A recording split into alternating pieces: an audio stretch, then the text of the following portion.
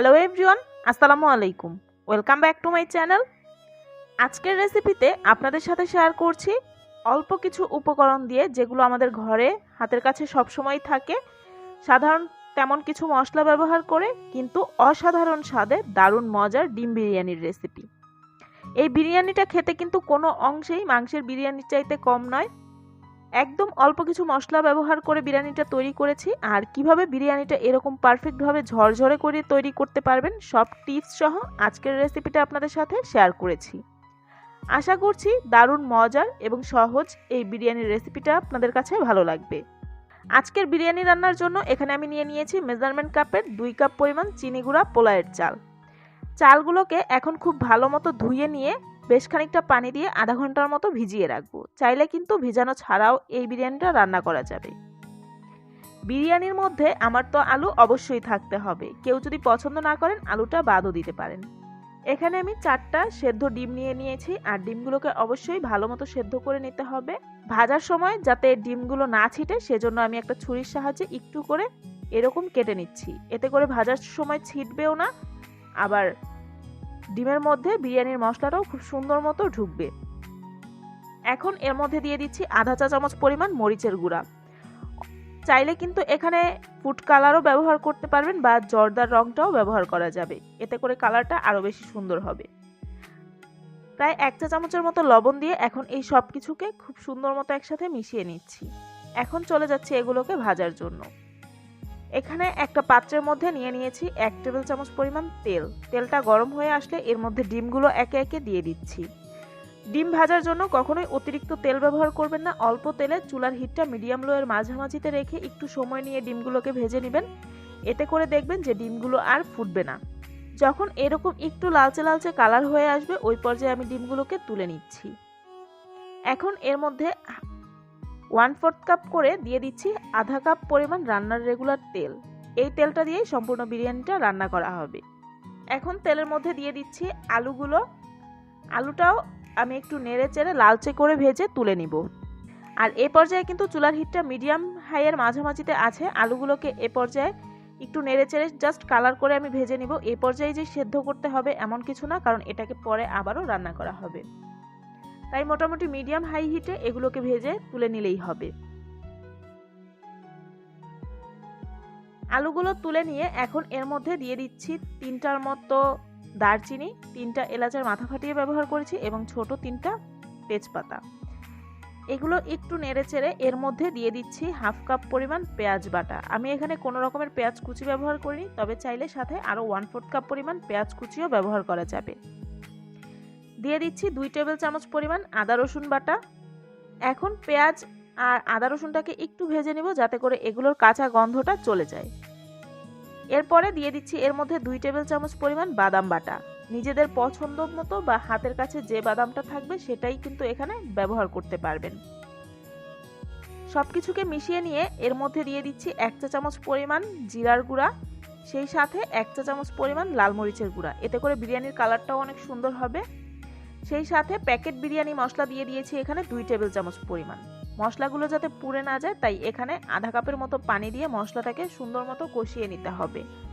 আপনাদের পছন্দ মতো যে কোনো ব্র্যান্ডের বিরিয়ানি মশলাটাই কিন্তু এখানে ব্যবহার করা যাবে।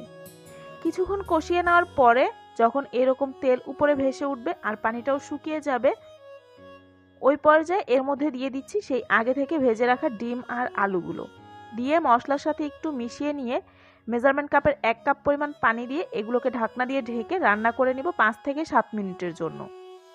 আর মাঝখানে কিন্তু ঢাকনা তুলে আমি 1-2 বার একটু নেড়েও দিয়েছি।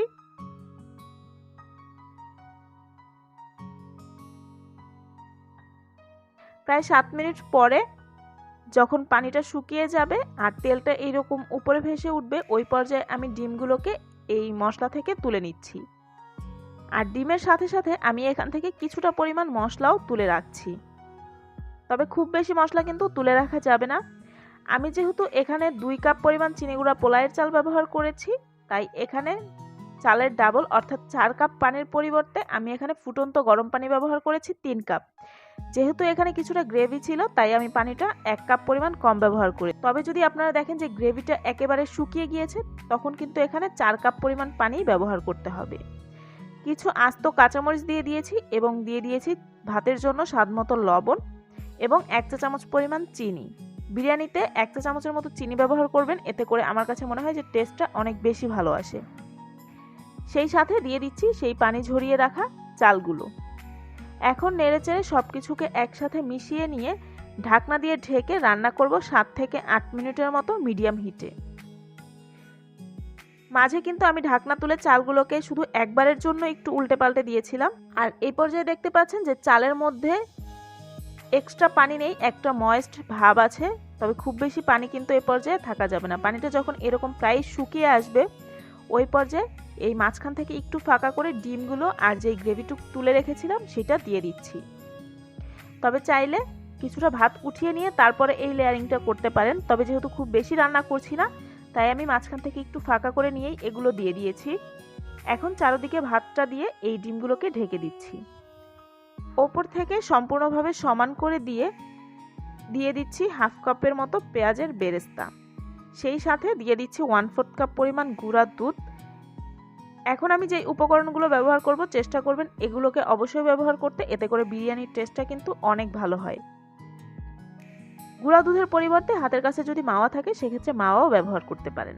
1 টেবিল চামচ পরিমাণ দিয়ে দিচ্ছি ঘি, আর ঘিটাকে চারদিকে একটু একটু করে ছড়িয়ে দিয়েছি। সেই সাথে দিয়ে দিচ্ছি 1 টেবিল চামচ পরিমাণ কিশমিশ। কিশমিশটা ব্যবহার করবেন যখন চালটা দিয়েছি ওই পর্যায়ে দিয়ে দিতে, আমার যেহেতু খেয়াল ছিল না তাই আমি এই পর্যায়ে ব্যবহার করেছি।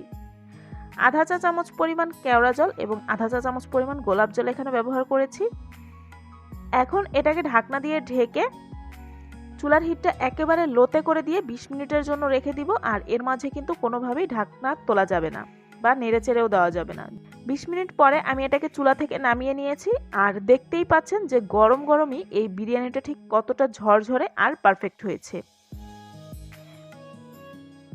চেষ্টা করেছি সহজ রেসিপিতে আজকের এই বিরিয়ানিটা শেয়ার করার জন্য। হুবহু রেসিপিটা ফলো করে একবারের জন্য হলেও তৈরি করে দেখবেন, এই বিরিয়ানিটা খেতে কিন্তু অসাধারণ হয়ে থাকে। এখন নিজেদের পছন্দ মতো সাজিয়ে পরিবেশনের পালা।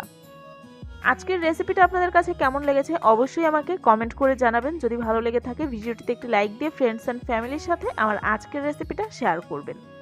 আমার চ্যানেলটা যদি এখনও সাবস্ক্রাইব করে না থাকেন তাহলে প্লিজ আমার চ্যানেলটা সাবস্ক্রাইব করবেন। সবাই খুব বেশি ভালো থাকবেন। আল্লাহ হাফেজ।